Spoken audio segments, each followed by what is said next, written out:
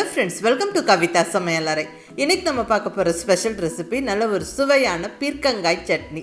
ஒரு அருமையான இன்ட்ரெஸ்டிங்கான சட்னி ரெசிபிங்க. நம்ம ரொம்ப ஈஸியாகவும் பண்ணிடலாம், நல்ல டேஸ்ட்டாக இருக்கும். இட்லி, தோசை, சாதத்தோடு பிசைஞ்சு சாப்பிட்றக்கும் அட்டகாசமாக இருக்குங்க. கண்டிப்பாக ரொம்ப ஹெல்தியான சட்னியும் கூட. ஏன்னா பீர்க்கங்காயில் நிறைய நீர்ச்சத்து, நார்ச்சத்து இருக்குது. அது அடிக்கடி நம்ம உணவில் எடுத்துக்கிறது ரொம்ப நல்லது. பீர்க்கங்காயில் நம்ம நிறைய டிஷ்ஷஸ் பண்ணலாங்க. இந்த மாதிரி சட்னியாக பண்ணும்போது எல்லாருமே விரும்பி சாப்பிடுவாங்க.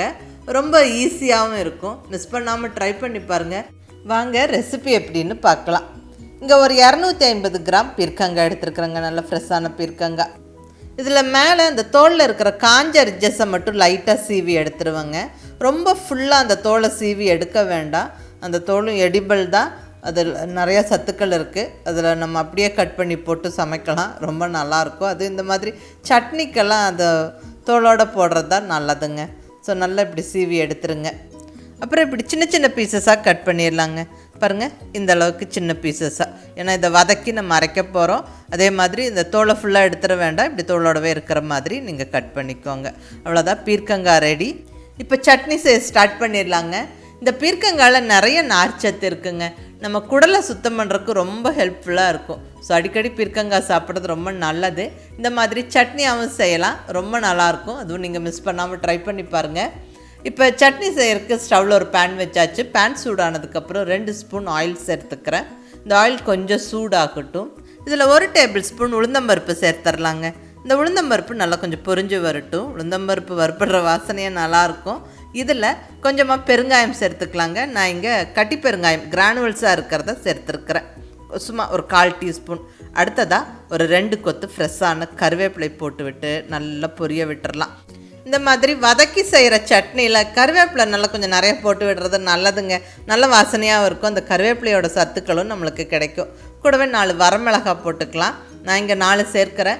நீங்கள் உங்களுடைய டேஸ்ட்டுக்கு தகுந்த மாதிரி சேர்த்துக்கோங்க. பட் பீர்க்கங்காய் சட்னி கொஞ்சம் ஸ்பைஸியாக இருந்தால் நல்லாயிருக்கும்.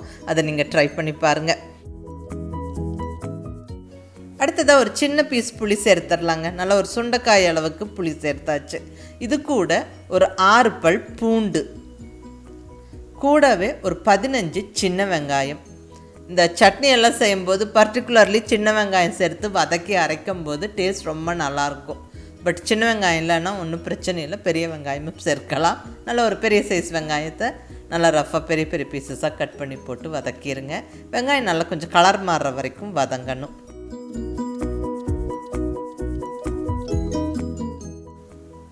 இப்போ இதில் தக்காளி சேர்த்துடலாங்க.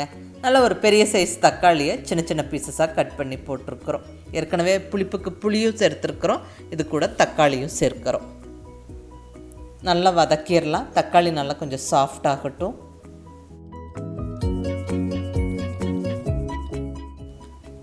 இப்போ இதில் நம்ம கட் பண்ணி ரெடியாக வச்சுருக்கிற பீர்க்கங்காவை சேர்த்துடலாங்க.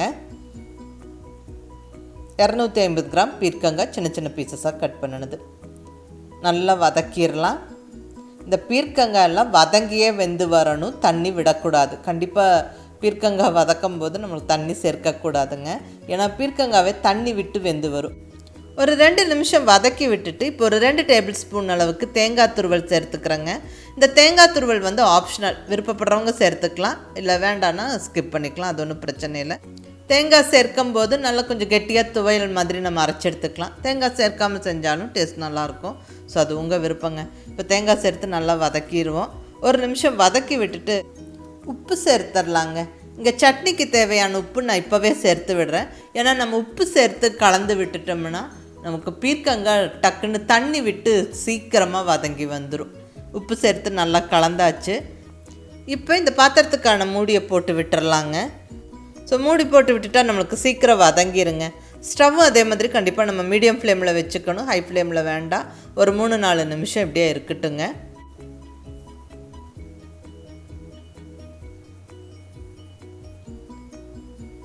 இப்போ ஒரு 3 நிமிஷம் கழித்து நான் ஓப்பன் பண்ணுறேன். பீர்க்கங்காய் ஒரு 80% வதங்கி வெந்துருச்சுங்க. இப்போ இந்த ஸ்டேஜில் ஒரு கைப்பிடி கொத்தமல்லி இலை போட்டு விட்டுறலாங்க. இங்கே தண்டுகளோடு அந்த கொத்தமல்லியை கட் பண்ணி வச்சுருக்கிறேன். இது ஒரு கைப்பிடி போட்டுருவோம். கருவேப்பிலை கொத்தமல்லி எல்லாம் இப்படி வதக்கி அரைக்கிற சட்னியில் சேர்த்துக்கிட்டா டேஸ்ட்டும் வாசனையும் ரொம்ப நல்லாயிருக்கும், ஹெல்த்துக்கும் ரொம்ப நல்லதுங்க. ஸோ நல்லா ஒரு தாராளமாக ஒரு கைப்பிடி கொத்தமல்லி இலையும் போட்டாச்சு.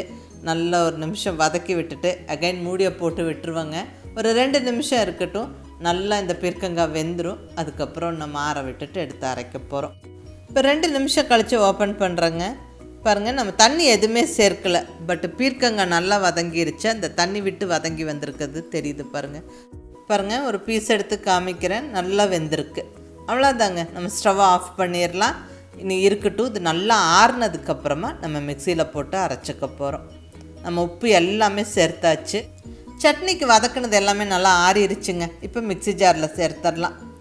மிக்சியில் போட்டு விட்டுட்டும் கண்டிப்பாக தண்ணி சேர்க்காமல் அரைங்க. பீர்க்கங்காய் சட்னிக்கு தண்ணி சேர்க்க வேண்டியதில்லை. ஏன்னா பீர்க்கங்காவே நல்லா நீர் சத்து நிறைந்த காய். அதே மாதிரி தக்காளி எல்லாம் சேர்த்துருக்குறோம். அதுலேயே நல்லா அரைப்பட்டுரும். சட்னி கொஞ்சம் கெட்டியாக இருந்தால் தான் நல்லாயிருக்கும். ரொம்ப தண்ணி மாதிரி லூஸாக அரைக்கக்கூடாதுங்க. ஸோ கொஞ்சம் கெட்டியாக அரைச்சிக்கோங்க. பாருங்கள், இந்த அளவுக்கு. அதே மாதிரி கொஞ்சம் பருப்பருன்னு இருந்தாலும் சாப்பிட்றதுக்கு நல்லாயிருக்கும். ரொம்ப ஃபைன் பேஸ்ட்டாக ஆக்க வேண்டாம்.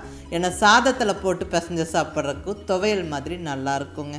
அவ்வளோதாங்க, அருமையான பீர்க்கங்காய் சட்னி ஜம்முன்னு ரெடி ஆகிடுச்சு.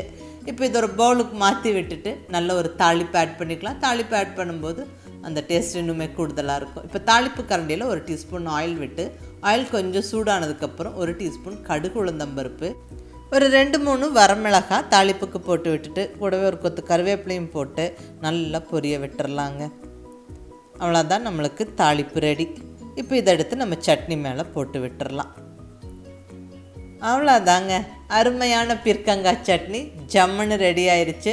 இது ரொம்ப நல்லா டேஸ்ட்டாக இருக்கும். ரொம்ப ஒரு ஈஸியான ரெசிபியும் கூட. கண்டிப்பாக ரொம்ப ஹெல்த்தியானதுங்க. மிஸ் பண்ணாமல் ட்ரை பண்ணி பாருங்கள். ஒரு தடவை செஞ்சிங்கன்னா கண்டிப்பாக திரும்ப திரும்ப செய்வீங்க. இட்லி, தோசை, ரைஸு எல்லாத்தோடவும் ரொம்ப நல்லா சூட் ஆகும். ஸோ ட்ரை பண்ணி பார்த்துட்டு உங்கள் ஃபீட்பேக் சொல்லுங்கள். பிடிச்சிருந்தால் லைக் பண்ணி, ஷேர் பண்ணி, கமெண்ட் பண்ணுங்கள். கவிதா சமையலறை சப்ஸ்கிரைப் பண்ணி என்னுடைய மற்ற ரெசிபிஸும் வீடியோஸும் பாருங்கள். தேங்க்யூ.